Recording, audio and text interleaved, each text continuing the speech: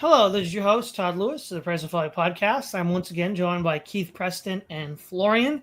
Today is episode 127 of the Roundtable, The Impact of Libertarianism. So this is part of a continued sub-series within the Roundtable where we use my rubric of the culture war, which I define as a frozen conflict led by counter-gangs, to analyze the last 25 years of political cultural movements. So a couple months ago, we talked about the woke and what their purpose was. And then we talked about the new atheist movement. And now we're talking about the libertarian movement. So let's first of all, look at what the libertarian movement said it was for, right? So if we, while on one hand, libertarian thought and thinking goes back to the 40s with, say, Hayek and Mises, and the sister movement objectivism with Ayn Rand, though Ayn Rand would probably hate that association. The point is, in modern times, it begins in the first term of George W. Bush with the war on terror, the Iraq war specifically, because Ron Paul actually did support U.S. intervention in Afghanistan. So with the invasion of Iraq, though, we begin to see manifestations on the right of an anti-war movement. Now, there was always a historic left anti-war movement going back to Vietnam, which still existed at that time. But on the right, we see it starting to come up with libertarians. And the sort of high watermark would be the two presidential candidate terms of Ron Paul, 2008, 2012. So on the one hand, they wanted to roll back the state or abolish the state completely, right? You have anarcho-capitalists that claimed that they wanted to abolish the state completely.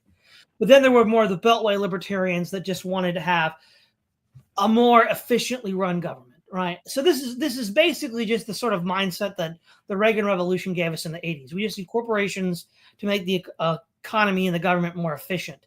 And so what did they do? Well, they were successful in, sending all the U.S. factories over to China. That was a great move. They were successful at legalizing pot. They were successful at slashing government services, which again, these are all things that the Reagan Revolution wanted to do back in the 80s. They were already aligned with an existing structure with it that had already been.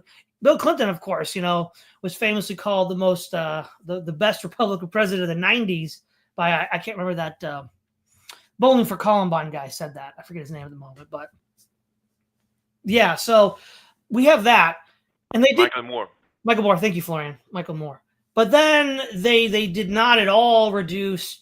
So what else were they opposed to? The forever war, the militarization of the police, the more heavy-handed tactics of internal security, all of which were total failures. They didn't achieve any of those goals. In fact, sometimes I wonder if those were even the goals that they wanted, because they just didn't act in any sort of concerted, coherent fashion to end these things. I mean, obviously, we could say in the first Trump term, he at least didn't start new wars. So that's good.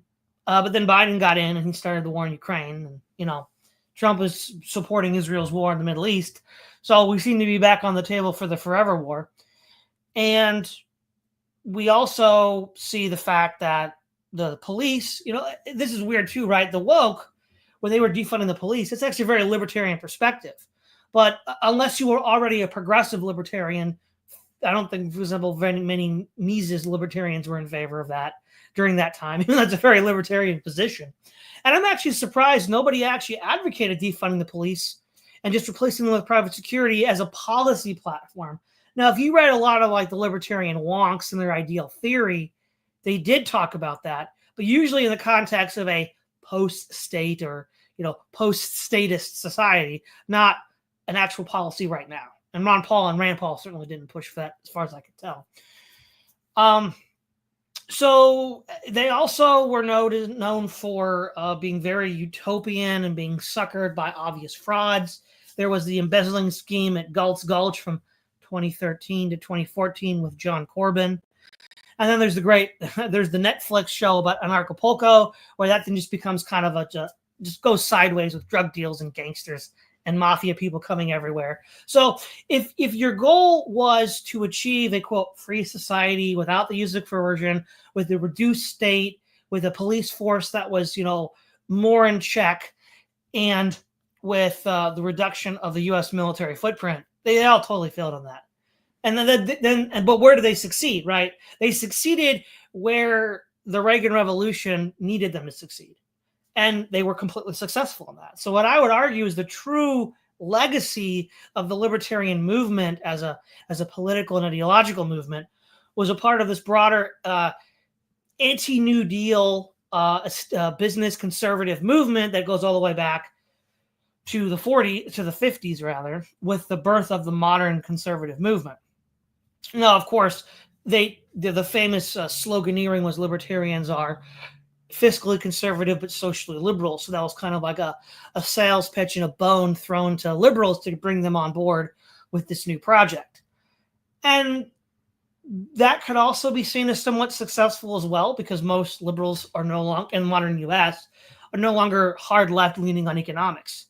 So that whole shift has occurred, and libertarianism is just but one element of that shift. The idea of it, the only, I think, truly radical libertarian I can think of was Samuel Conkin III, who actually had a theory of revolution and a strategy to bring it about. No other libertarian I know of actually even put that much effort into it. And of course, he was never mainstream, even amongst libertarians who are like, he was fringe on a fringe. But, and this is why we talk about this on the show, because when you have a movement that's been around for 25 years and it grows and grows in success, and yet on so many levels, it just takes all these losses, specifically with regards to the state, the police, and the military. You ask, well, what was the point? Like, what was actually the point of all this? Well, the point was actually to strip back the welfare state and the FDR state in order to allow transnational corporation. See, this is what libertarians said that they didn't want to do. They said that crony capitalism was where corporations privatize gains and socialize losses. But what has happened over the last 25 years? Corporations have been able to socialize losses more and more and more as these policies of deregulation take place. So they're literally doing the exact opposite of what they say they want to do. Now, the question is, did they even know what they were doing in the first place? That's an open question. But the thing is what a thing does. And now that these transnational corporations are pretty much in total control, mission accomplished, I guess. Keith. Yeah, well, I've long been something of a fellow traveler of libertarianism, though I've never liked to use the label libertarian to describe myself, for the simple reason that I don't really want to be associated with precisely some of the things you've described. I would say that of all the things under the banner of libertarianism, it's really a collection of different movements with different sets of focus and interest. You have some people that might be called classical liberal libertarians, and these are groups like the Cato Institute that are mostly just economic conservatives. They may be socially somewhat liberal compared to normie conservatives, but they're mostly just what I call GDP uber alles libertarians. It's all just about what's going to facilitate economic growth, and if it raises real estate values, it's good. So that's one model of libertarianism. There's another branch that's called paleo-libertarianism, and that's the sort of like what the Mises Institute people are, and they tend to have something of a cultural orientation, where they say, well, the problem with the state is that it undermines bourgeois values. The state, the welfare state undermines nuclear family values, or public schools teach anti-bourgeois ideology or something like that.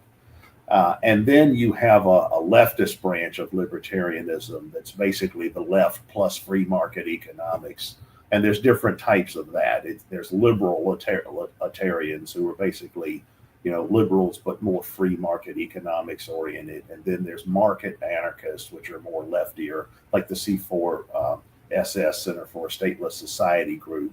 And then you've also got the libertarian hawks, and these are people that are basically like libertarians, like the Cato Institute, only with neoconish foreign policy views. And a lot of the Ayn Rand influence groups are like that, the Ayn Rand Institute and that kind of stuff.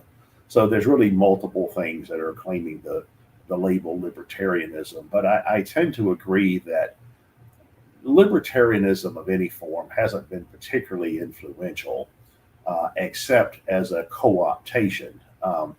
I suppose if there's any one thing that libertarians can point to as a libertarian success, it would be marijuana legalization. That's something that was always normally identified with libertarian, but it wasn't just libertarians. It was some liberals, some people on the left, some conservatives.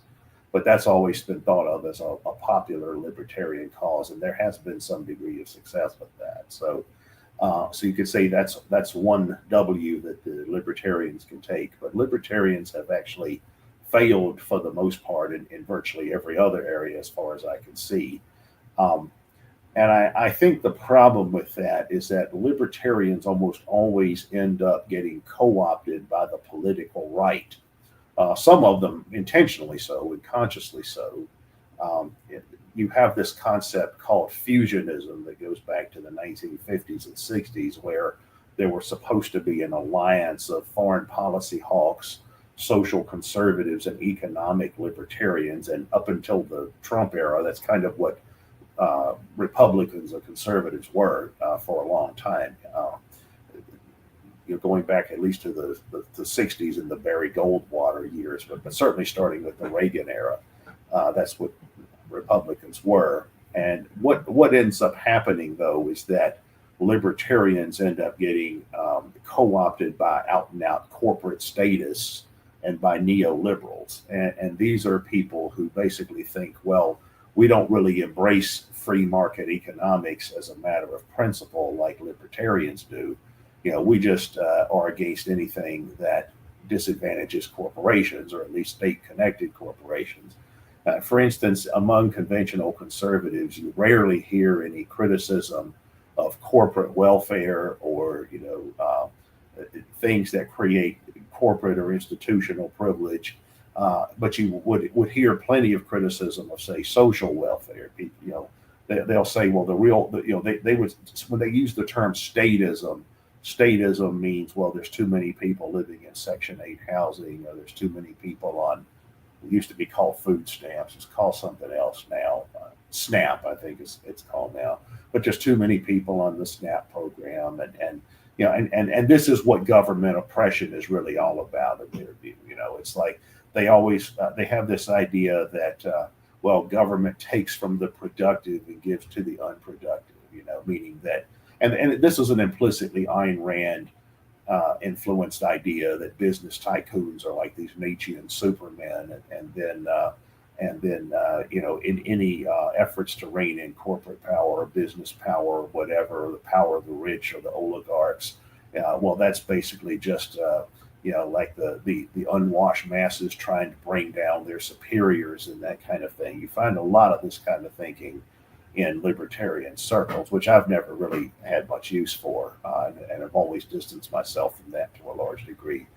I tend, the aspects of libertarianism and other similar philosophies that I'm interested in are those that are actually about critiquing ruling class power, which it means the entire spectrum of the ruling class. It means the state and all of the appendages and components of the state, as well as the wider socioeconomic elite and the cultural elite and the institutional elite in a broader sense. So I'm more like an anarchist, or maybe a power elite theorist like C. Wright Mills or somebody like that. But libertarians do have insights into certain things, but I do think on their own, their movement has accomplished very little, except maybe more marijuana shops. And for the most part, they've just been co-opted by conservatives, and I think they've been perfectly fine to be co-opted to a large degree. Florian.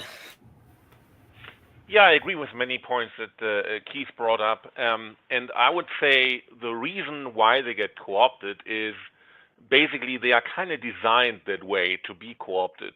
Like, for example, in many cases, libertarians just seem to attach themselves to an ideology that already exists and just trying to do away with the cost of that ideology, right? So like ANCAPs, they will like free markets, but they don't have any answer for social alienation that capitalism brings, right? And the left-wing ones, let's call them libertarians, maybe, they like the drug use and maybe communal property, but they do close their eyes to the inherent totalitarian surveillance state to the community totalitarianism, to the transhuman totalitarianism, by just their answer to that is just be nice. The same as ANCAP's answer is just to social alienation. It's just, just figure it out, And if you're not figuring it out, maybe then you were not designed to be. And that is a problem that makes liberal principles very appealing to adhere to, but then they are also not really putting any power forward on their own.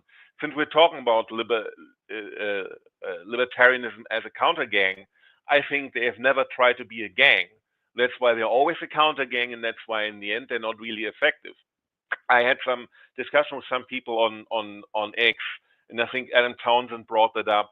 If you look at Rand Paul and Thomas Massey in Congress, right? Thomas Massey in the House of Representatives and Rand Paul as a senator. Those two do a lot of grandstanding, and you could see them as libertarians. But I mean, what are they really getting done? They do their grandstanding, and then then nothing, right? So basically, their brand is just by being here, but they and being upholding libertarian principles. But if your principles don't help get your cause forward, if your principles don't give you any political power, what good are your principles, right? It reminds me of that song by Bob Dylan called Hurricane, where he talks about that boxer in the 60s that got framed, and he starts it with a murder that happens in a bar, and then Patty Valentine comes in, who runs the bar, and then 3 bodies lying there. Does Patty see it? Another man named Bello moving around mysteriously. I didn't do it, he says, and he throws up his hands. I was only robbing the register. I hope you understand, right? That's what it reminds me of. Like, they're only robbing the register because they certainly like being politicians and taking the money, but they hope we understand nothing. They don't have anything to do with any of the cost of the process, right? So it's a very convenient position to be in, but it's also, you have got to ask yourself: is that kind of like a fraudulent position? Are you leading your followers? Are you leading the people that try to depend on you? Are you leading them somewhere into the ditch? And that's always the bitter aftertaste, if you will, you get with libertarian principles. I mean, you can agree on them very, very well, but if there's no further principles on there that allow you to fight for your principles and get any political power through, then it's just some kind of grifting, right? That's always a problem with libertarianism. Yeah. So a few points here. I want to go back to the point of the purported radicalism of libertarianism. So the distinction between crony capitalism and capitalism, and which turns out isn't really a distinction at all, but I'll get to that in a moment. So one of the things that Rothbard did, right, is he used some of the works of Gabriel Coco, who was a Marxist, with a book entitled The Triumph of Conservatism, about how protectionism and large corporations were able to rise up because the state then, protected them through creation of monopolies and special privileges and all of these other things.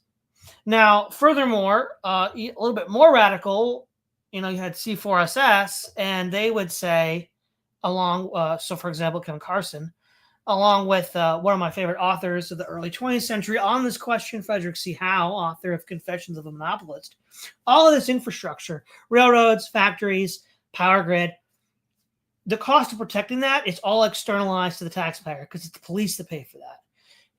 It's the taxpayer that pays for it because the police, and if need be, the army, because, look at the U.S. labor history, they'll call in the National Guard and the army to put these people down, thinking like West Virginia in the 20s.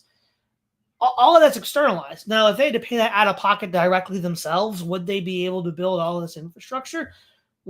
Maybe not, right? Maybe not. But of course, even in Howe's book, Confessions of a Monopolist, this is one of the things he says. He's like, well, look, this is why we have railroads and power grid and all this stuff that people like, because he wrote this in 1903, I think. You need to have this particular economic arrangement of a corporate private-public partnership that we have. Otherwise, you don't have this. So then, okay, well, what would it look like to not have this? To just have corporations acting with, also libertarians used to criticize the idea of the corporate person. And they preferred, partnerships in the past, So a good example would have been if you've ever read the Christmas Carol, Scrooge and Marley, right? They're not an LLC, they are a partnership. Again, I don't know any libertarian that doesn't want an LLC. Everybody wants to have limited liability here. But the point is, though, what does it look? What's the opposite of crony capitalism? What does this look like? Well, they never actually told you. And when it really comes down to it, if getting rid of crony capitalism meant your 401k lost value or meant that your bank account got drained, they weren't actually going to support that because ultimately, I think we know this whole thing is a grift. I mean, Gulch is a good example. I mean, people were fleeced of millions of dollars. It was a total fraud, and libertarians just lined right up for it.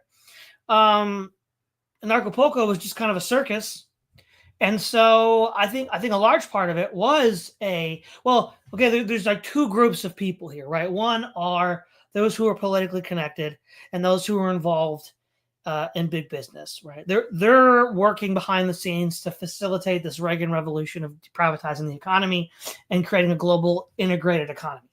That group. But there's another group of just scammers and grifters who try to just fleece money. The most quote unquote respectable way to do this is to just sell libertarian merch and to just have libertarian content to consume. But then there's the obviously, dishonest stuff like Gulch, which when that came out, I knew it was going to end in disaster. Everybody was like, no, it's great, Todd. It's great.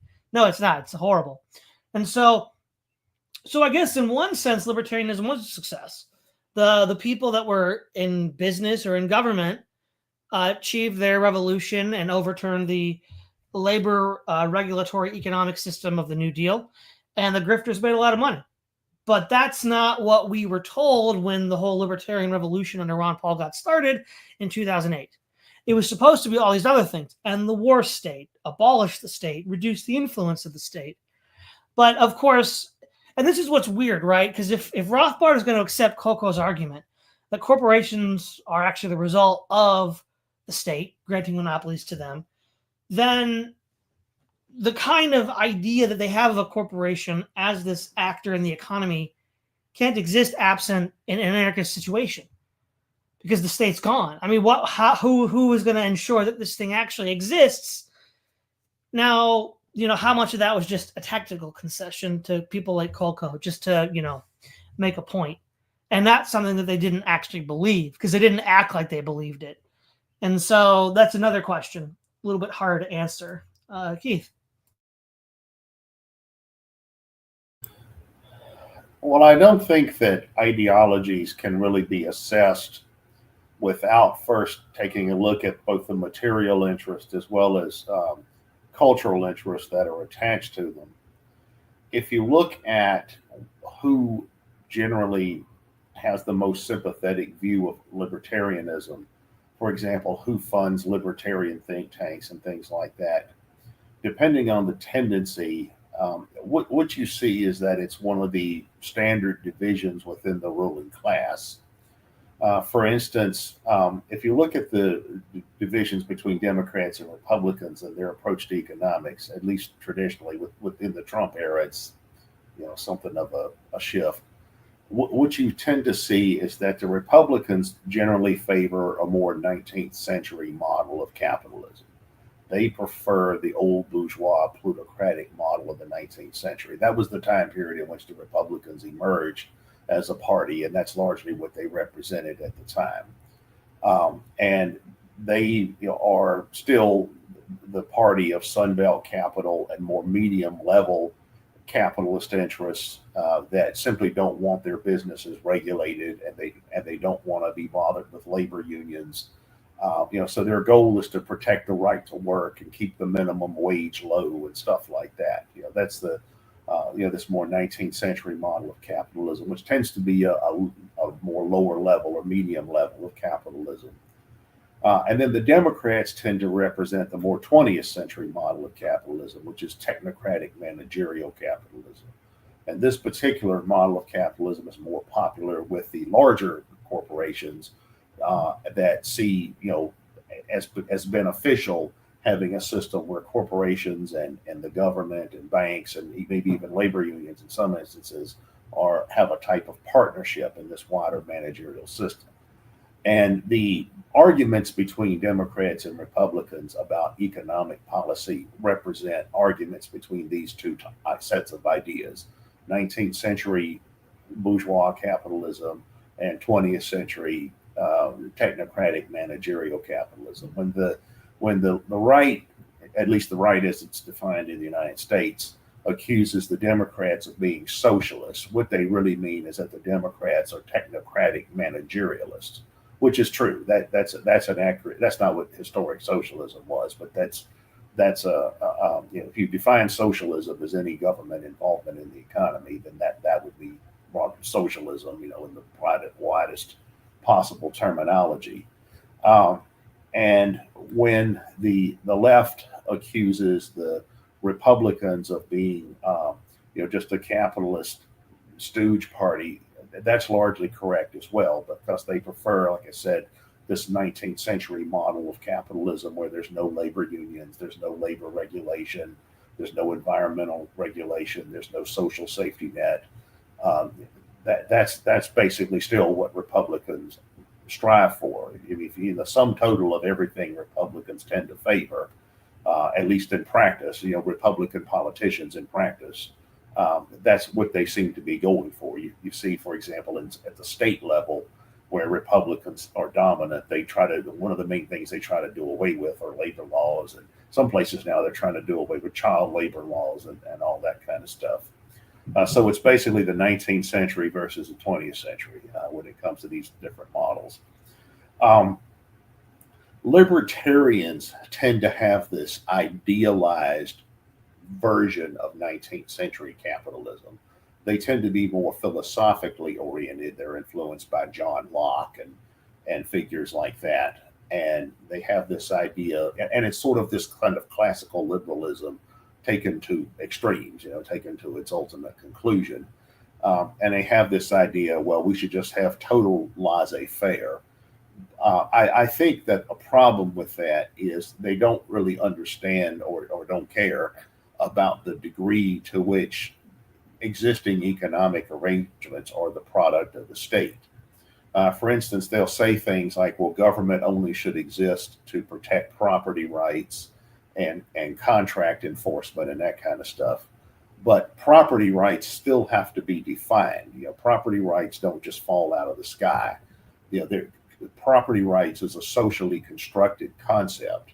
Different types of societies have totally different ideas, and different historical epochs have had totally different ideas on what quote unquote property rights are.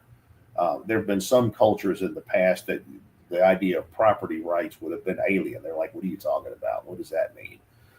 And then, so they have this idea that there's this, that John Locke or somebody that succeeded him, Herbert Spencer or whomever, discovered some perfect model of property rights that's true for here and forevermore, like the law of gravity or something.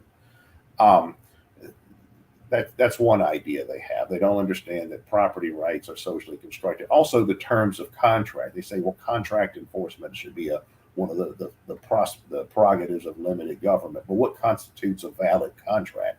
Is a slavery contract a valid contract? Is it a valid contract to sell children?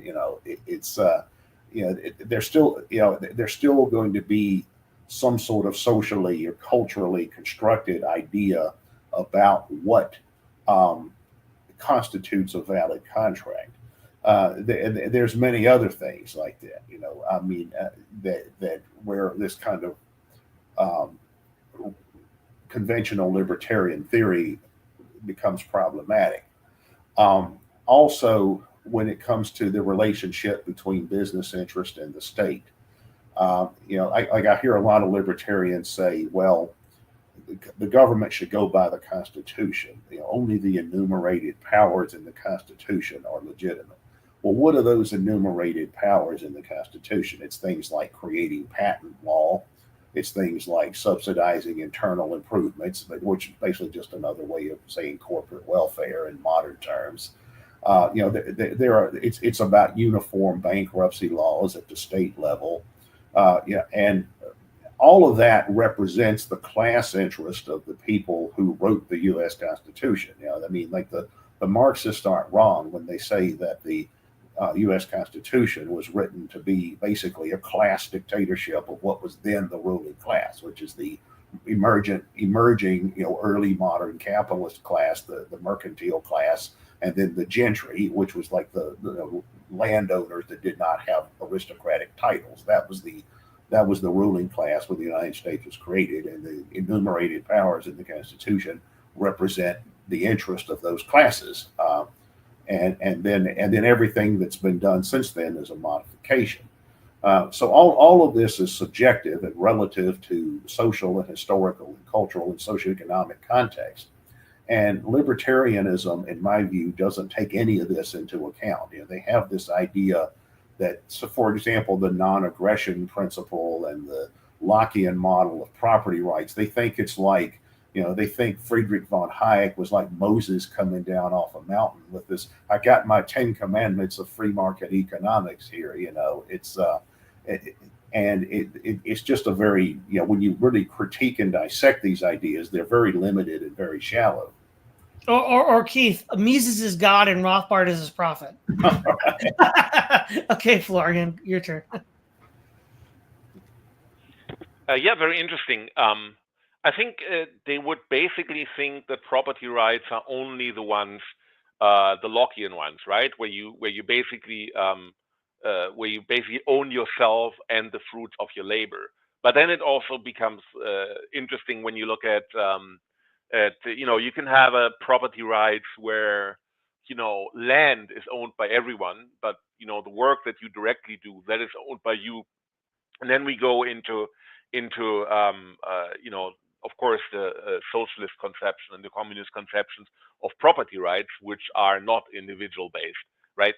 But one interesting point came to my mind is contracts. Yes, contracts need to be enforced by the state, but I don't know whether that has taken off more, but there's certainly a time when all Bitcoin came up and blockchain came up, and blockchain is more and more used. So that's the concept that stays. But you can have something called smart contracts, which basically means that since digital currencies in that case they don't need any bank as intermediary that guarantees that the money is there, that the transaction took place. You can do that all with smart contracts that are on the blockchain, electronically verified, right? So you don't need an intermediary. And those smart contracts are now they are basically now decentralized, right? So it would be interesting to see there's now that basically you can have a contract without any intermediary. The state or via the banks, they are not any intermediate guarantor for those contracts. So then you have the blockchain as a guarantee that the contract is enforced, but that is all decentralized. So would we then have a society where there's different property rights depending on the moral vision of the people that engage in those particular property rights? That's very interesting, because in a way, government cannot enforce those contracts on the blockchain, because it's all just a bunch of numbers. I mean, there's very limited access for governments to work their magic or to assert themselves into contract rights and maybe also property rights, right? So that would be interesting. And in a way, Bitcoin was a vision for libertarians, right? Bitcoin was, or is still, digital currency is completely decentralized. And what it turned out happened was not that everyone would now start dealing in Bitcoin, which some countries did. I think El Salvador did that, and some other South American countries, but it hasn't yet really taken off. What happened was that people used Bitcoin and other cryptocurrencies to basically speculate, right? They didn't start building their own utopia where now Bitcoin is their currency. Maybe that can happen in the future, but it was kind of like an early test case for libertarian principles, and so far they have kind of failed in that, right? But I don't only want to shit on libertarianism.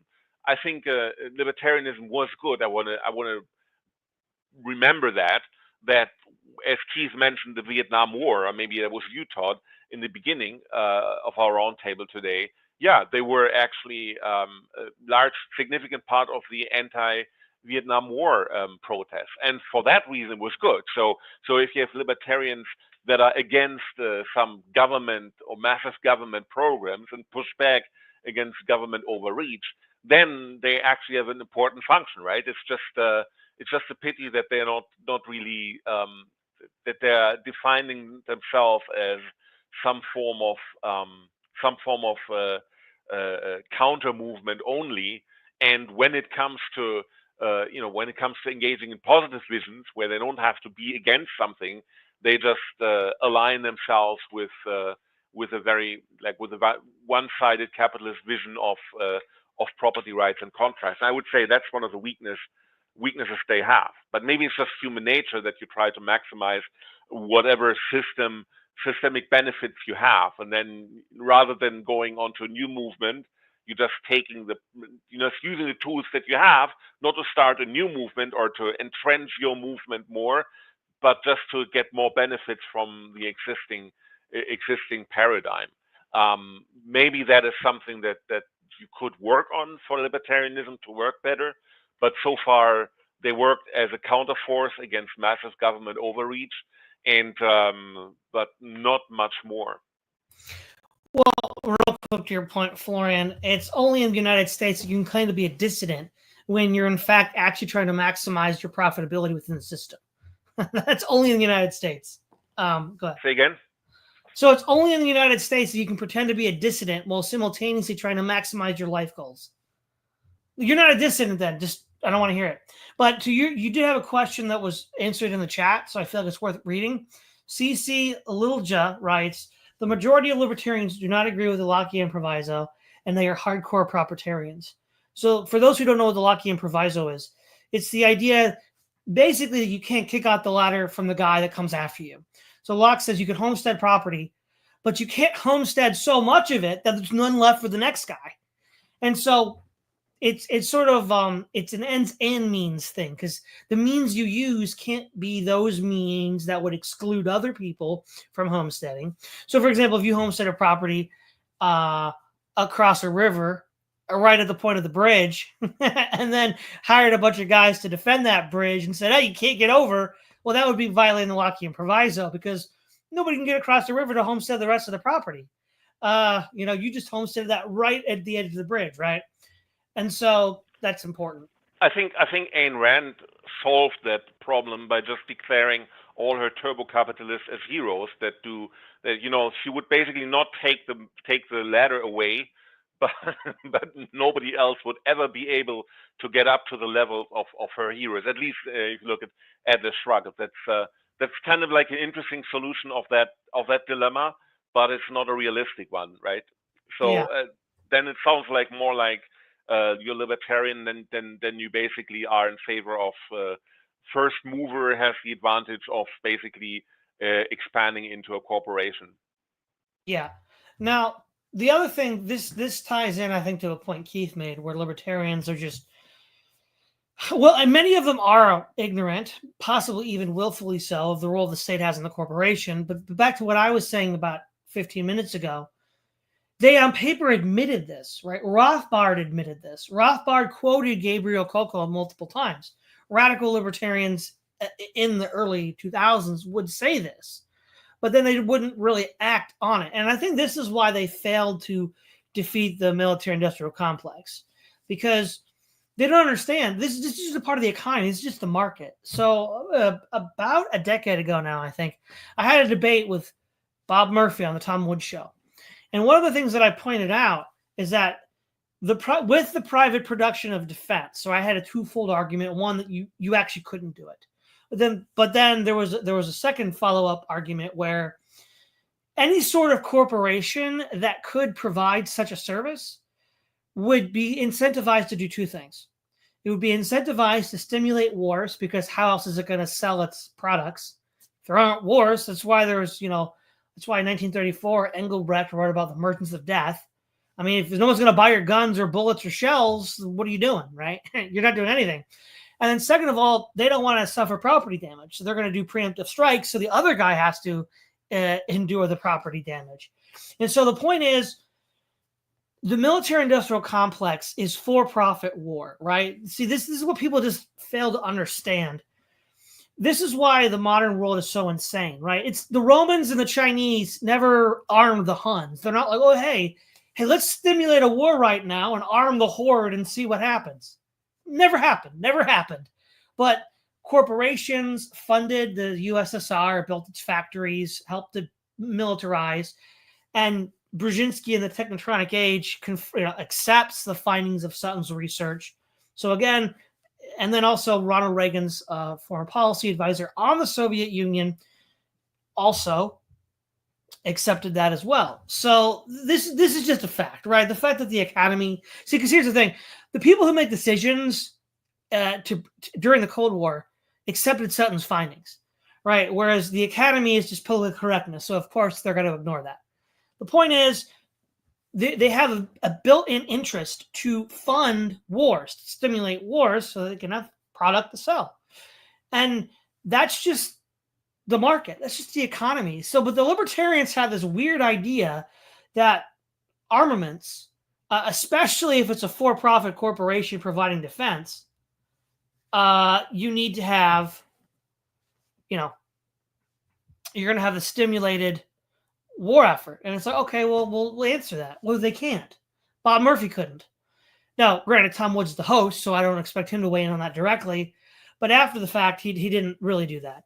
So the point then becomes, when we look at the wars, that the military industrial complex is behind, there's a mindset behind it that, and this is something that in Engelbrecht's work, Harry Elmer Barnes writes the foreword, and he says, look, I mean, most of these people are not like, some Dracula villain with like blood dripping from their fangs. They're just trying to make money like everybody else.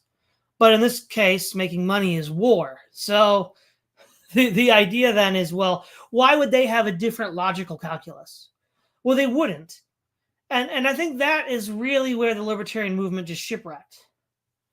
So that's where they shipwrecked. The idea is that they couldn't understand the fact that for-profit wars are built into the production of defense within a market economy, like we have today. And the Romans didn't do this. They didn't create weapons and then sell them to the Huns. The Chinese didn't create weapons and sell them to the Mongols. This is stupid. Why would you do that? They're going to invade you and take over. And I think that philosophical, as you said, they're very philosophical, Keith. The philosophical error is what did them in. Yeah, well, to clarify some of the things I was saying earlier about property rights, one problem with the Lockian proviso is that it's an illustration of what I was talking about, of the libertarian concept of property rights being stuck in time. When Locke developed his theory of property rights, he was living in early modern England, and his idea of property rights is, okay, individual freeholders, small farmers should be able to farm crops on their own land and keep their crops and not have to turn them over to the feudal lords or sell them or trade them to other farmers if they want. Or merchants, this was when early modern capitalism was starting to develop. Merchants should be able to buy and sell things, or craftspeople should be able to buy and sell things. Like if one person makes shoes and the other person makes saddlebags, you should be able to make those and trade them. And the Lockian model of property rights makes sense in that context. But trying to apply the Lockian idea of property rights to the 21st century is crazy. The idea that Facebook and Amazon and General Motors and Goldman Sachs are just out there doing their Lockian free trade bit, is absurdity. And I think that this is a major flaw in modern libertarian theory.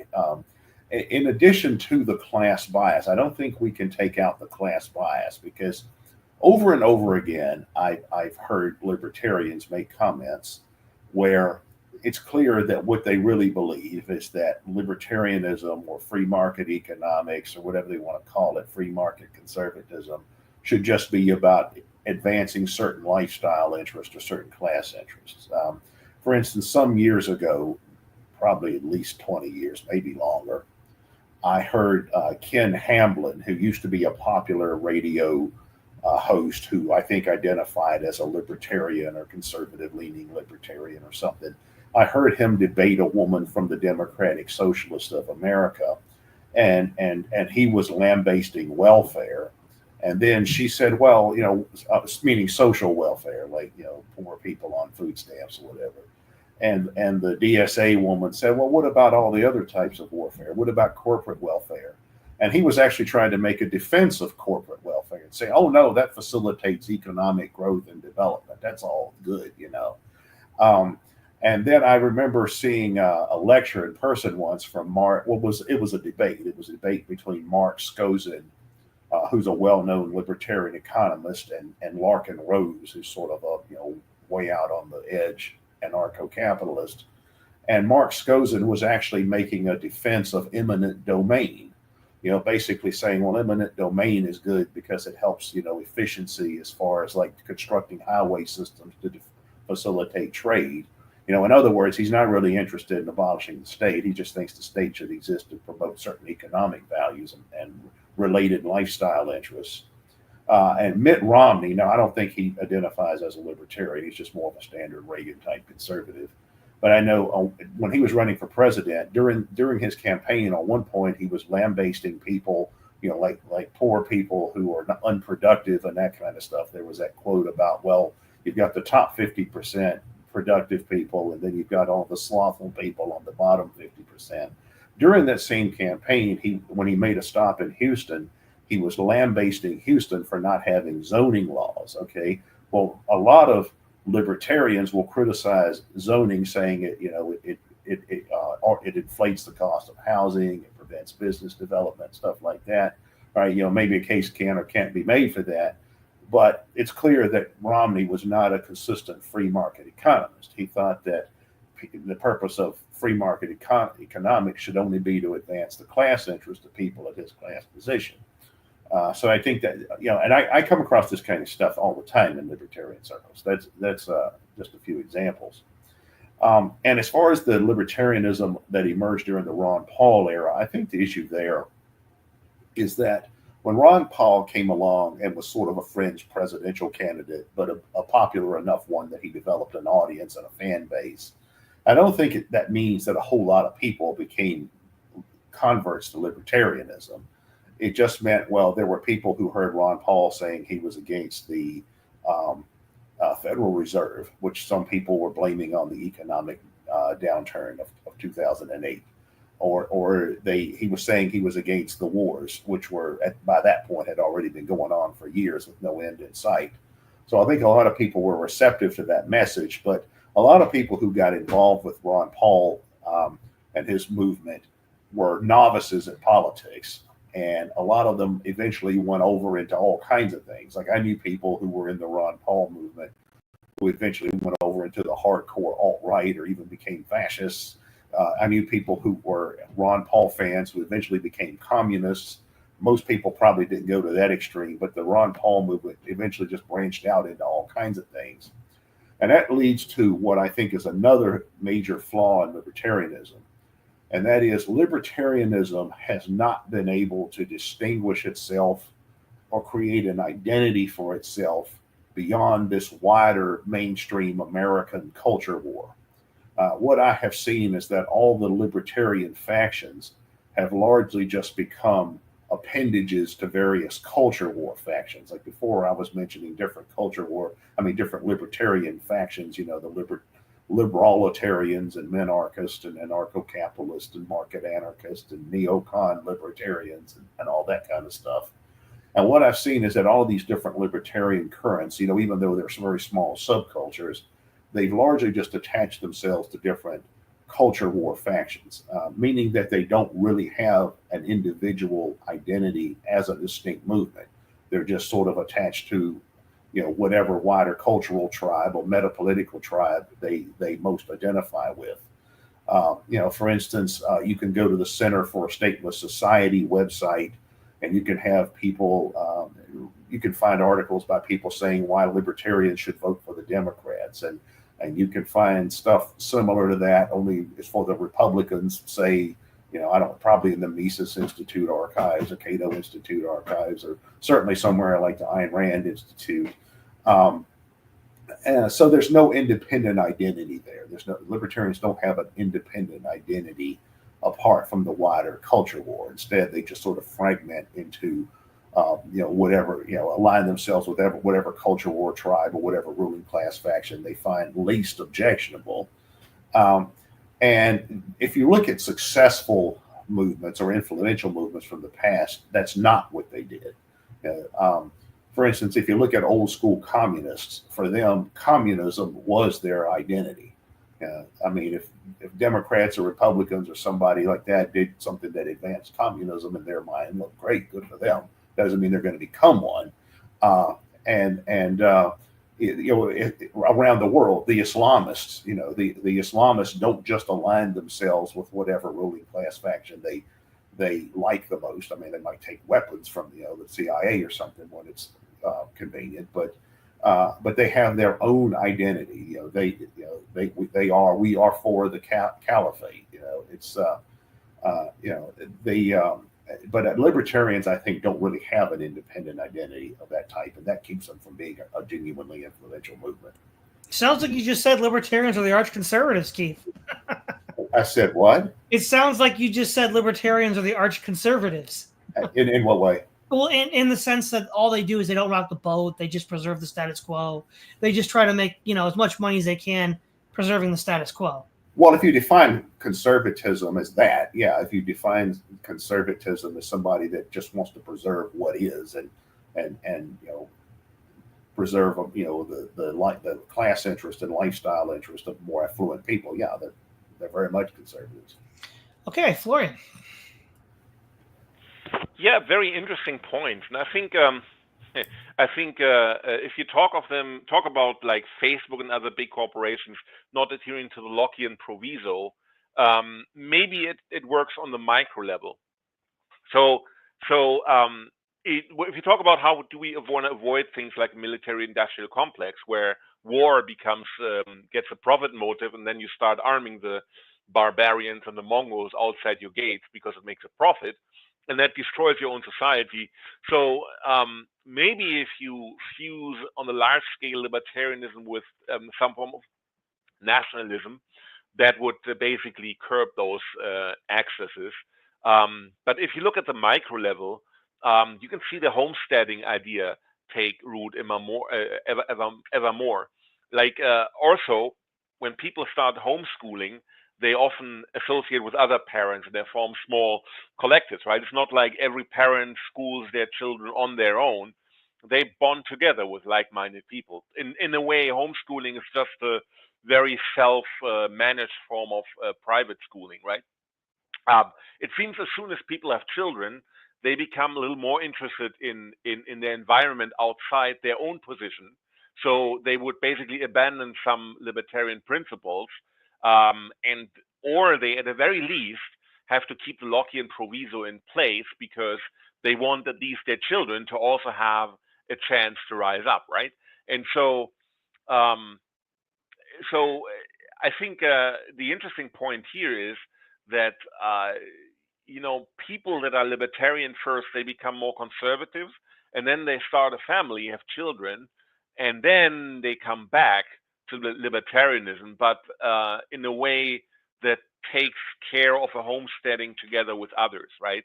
So it's not a me only libertarianism that tries to find or defines it great, finds it completely has no problems with you growing yourself into a corporation if you're successful. No, you basically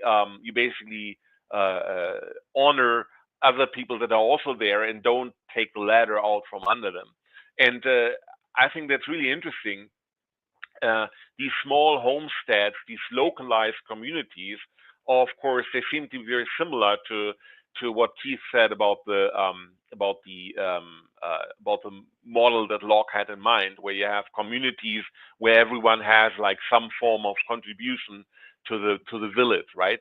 And those small communities, those localized communities, they are basically resembling that a little bit, right? Everyone brings their strength in, and then you have a greater collective, right? And I think Keith has looked a lot into that, into different